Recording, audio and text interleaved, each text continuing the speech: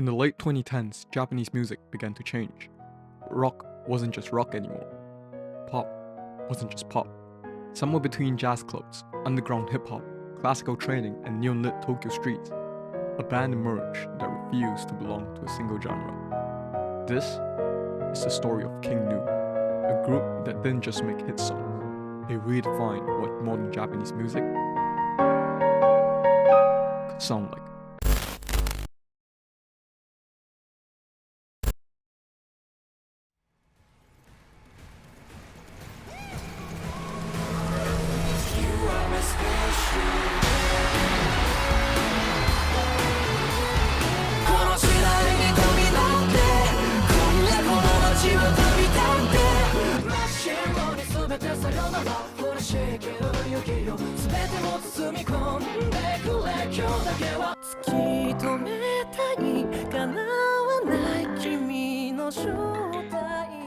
King Gnu officially formed in 2017, but their origins go back a few years earlier.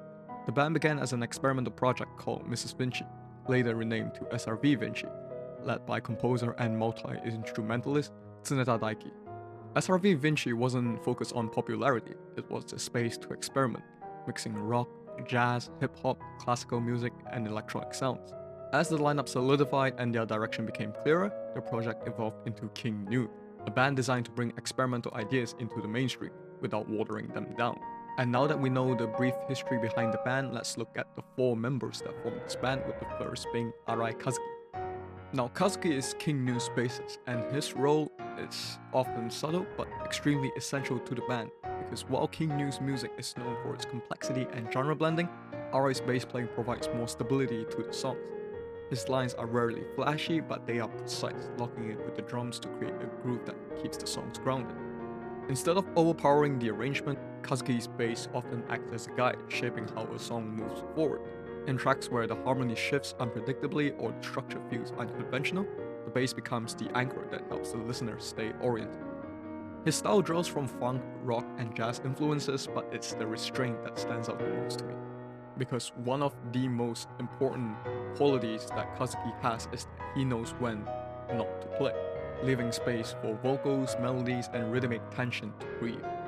And this restraint is really critical in a band like King Gnu, because without it, their experimental ideas could feel overwhelming, but with this constraint, their music feels more controlled, more intentional, and more cohesive. Kazuki is the foundation of this group. He is the one that holds everything together and keeps the structure of their music stable, anchoring the complexity of King Gnu's music. And with him done, let's take a look at his partner in crime, the engine of King Gnu, Seki Yu. Yu is King Gnu's drummer, and his playing reflects the band's hybrid identity, because rather than sticking to traditional rock drumming, Yu blends the influences from hip-hop, jazz, and electronic music. His rhythm often feels loose and human, but they are carefully constructed to support the song's emotional arcs. Yu uses dynamics, when to pull back and when to hit harder, to create tension and release. A verse might feel restrained and minimal, while a chorus explodes with energy, driven by changes in its rhythm rather than just volume.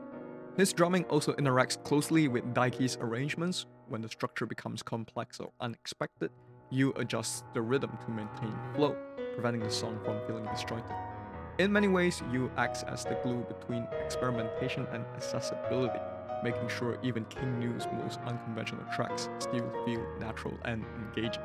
While Daiki and Satoru often draw the most attention, King Gnu's sound wouldn't work without the balance provided by Kazuki and Yu, and together they give structure, groove, and momentum to the band's most ambitious ideas.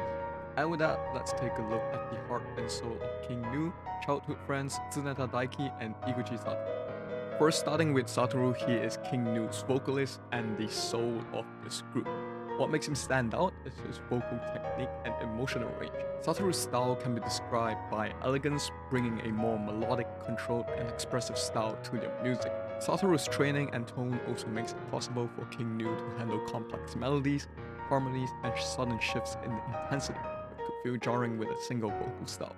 It is also worth noting that this guy is one of the best vocalists in the scene right now, having an insane vocal range and the ability to quick switch between his chest voice and head voice almost flawlessly, as demonstrated in the song Hakujitsu.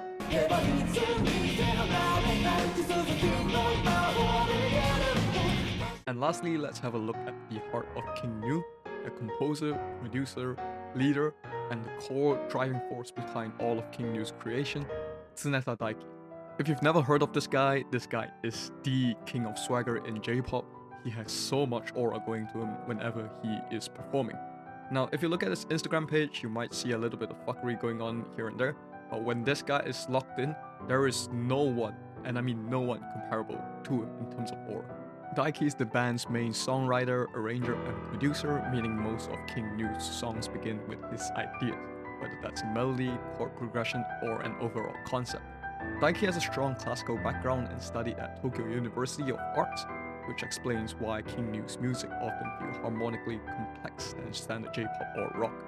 You can hear this in their frequent use of unusual chord changes, sudden key shifts, and layered arrangements that feel carefully constructed rather than loop-based. Beyond King Gnu, Daiki leads a separate creative project called Millennium Parade, a collective where he experiments freely with electronic sounds, layered vocals, and visual storytelling. While Millennium Parade allows him to push the boundaries of sound and visuals, these experiments influence King Gnu indirectly, giving the band more depth, precision, and intentionality without making the music inaccessible. A really cool fun fact about Daiki is that he also participated in the production and arrangement of one of the most popular anime songs over the last 5 years, Kickback, and he was also invited to perform on stage with Kenshi Yonezu in one of his concerts. Beyond music, Daiki also plays a major role in King Gnu's visual identity, including music videos, artwork, and overall aesthetic.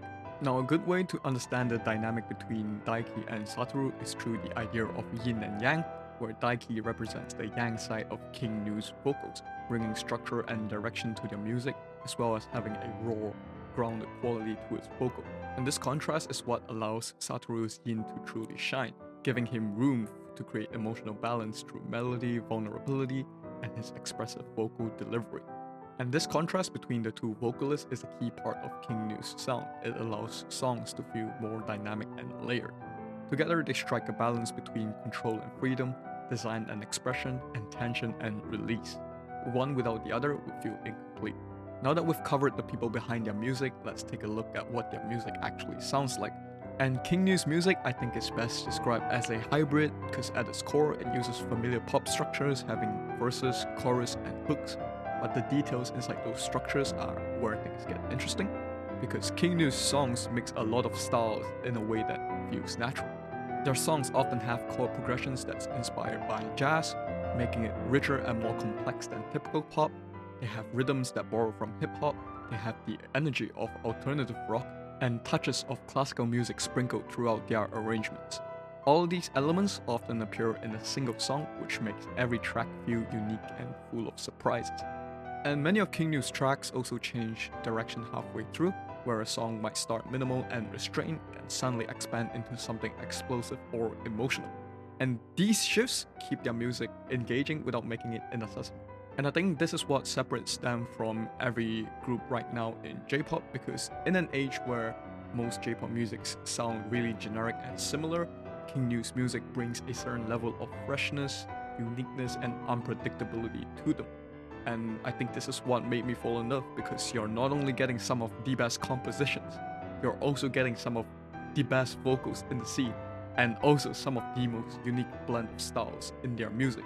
And this unpredictability, combined with the depth of their music and technical skill of the band, makes every song feel special and impossible to fully anticipate, which is why I'm always excited for a new King Gnu song. Songs like Hakujitsu, Chameleon, and Prayer X demonstrate how in-depth each King Gnu song can be, with the amount of instruments, vocals, and arrangements involved in that. It's just absolutely crazy to me that a song can have this many layers to it and still sound this good. And now that we've looked at what their music sounds like, let's have a look at their success. And King Gnu's breakthrough came through with Hakujitsu in 2019, and this is their most famous song to date. But this success wasn't accidental, because by that point they had already refined their sound, balancing experimentation with emotional clarity. And Hakujitsu worked because it was emotionally direct while still musically rich. The song didn't rely on trends or gimmicks, it relied on melody, dynamics, and vocal performance, and it is still one of the hardest songs to sing to date. And once this song reached mainstream audiences, people realized that King Gnu wasn't difficult to listen to. they're just different from everyone else out there. For international audiences, anime played a major role in spreading King Gnu's music, from the ending of Banana Fish Prayer X to songs like Ichizu, Sakayume, and SPECIALZ. Their songs were introduced to millions of viewers worldwide, and what is important is that King Gnu did not simplify their music for anime. Instead, their existing style happened to match the emotional intensity and modern tone that these shows required, which helped them stand out compared to more conventional anisong artists. And this is why many people love King Gnu, because in an age where J-pop sounds very formulaic, their music resonates because it feels intentional. And even when songs are complex, they're never cold and technical for the sake of it. Listeners can enjoy the surface, be it the melody or the energy, or dive deeper into the structure and meaning of the songs itself. And this layered approach allows different types of listeners to connect for different reasons, which is why their fan base is so broad. If you already know who they are, let me know your favorite King Gnu songs in the comments, but if you're new to King Gnu and this video introduced you to them, I'd recommend songs like Hakujitsu, Prayer X, Sakayume, and Chameleon. These are my personal favorites, and I think they are so fucking good. But I think the best way to listen to King Gnu isn't just through their songs, but it is to embrace King Gnu itself and who they are and what they're trying to achieve with this project. King Gnu isn't just your average popular band. They are an example of how experimental music can still reach a massive audience. And they show that pushing boundaries doesn't mean pushing people away. And in fact, those who push the boundaries are often the ones who draw people in. And maybe that's why that even in their most experimental moments, their songs still feel deeply human.